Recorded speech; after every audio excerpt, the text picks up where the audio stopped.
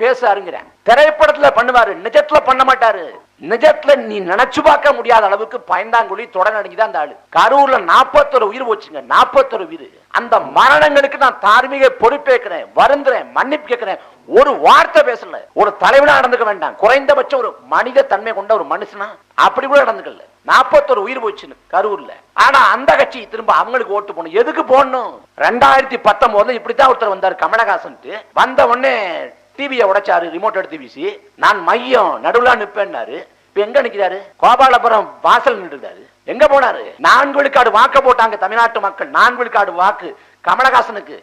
அந்த வாக்கை நாம் தமிழர் கட்சி செலுத்திருந்தா போன தேர்தலில் 2021 நாம் தமிழர் கட்சி மாநில கட்சி அங்கீகரிக்கப்பட்டிருக்கும். ஆனா கமலஹாசன் நம்பி ஓட்ட போட்ட. ஏன்னா கமலஹாசன் பிக் பாஸ்ல வர்றாரு. அந்த வீட்டுக்குள்ள நடக்கக்கூடிய அநியாயத்தை பேசுறவரு நாட்டுக்குள்ள நடக்கக்கூடிய அநியாயத்தை பேச மாட்டாருன்னு ஓட்ட. கமலஹாசன் எங்க போனாரு? எங்க இருக்காரு? அவரு 26 விஜய்க்கு ஓட்டு போட்டா தேர்தலுக்கு 6 மாச காலம் இருக்கு. 6 மாச காலத்துக்குள்ளேயே நான் சனிக்கிழமை மட்டும்தான் வருவேன், மற்ற நாள்லாம் நான் வரமாட்டேன்னு அடம் பிடிக்கிறாள். 26 தேர்தல் முடிஞ்சா பனையூர்லயே அடக்கம் பண்ண வேண்டியது. வரமாட்டாரு, வீட்டை விட்டு வரமாட்டாரு.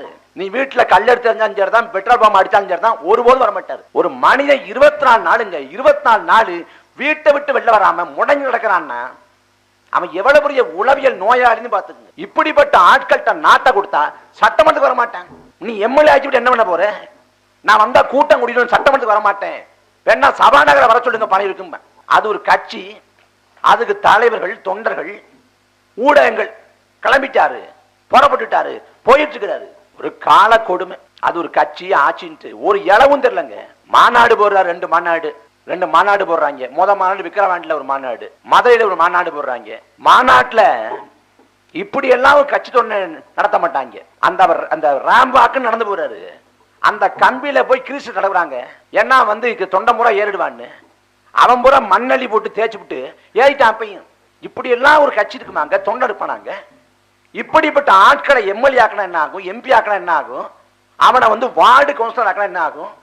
அவன் எவனும் நிஜ உலகத்துல வாழல, எல்லாம் கற்பனை உலகத்துல வாழ்றான், சினிமா உலகத்துல வாழ்றான். ஒருபோதும் நிஜத்தை நோக்கி வரமாட்டேன்.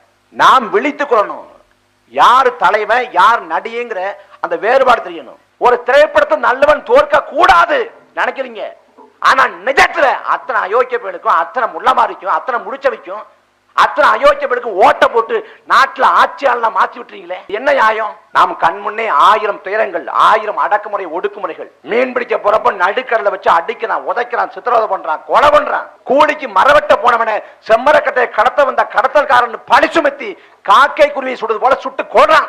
தூத்துக்குடியில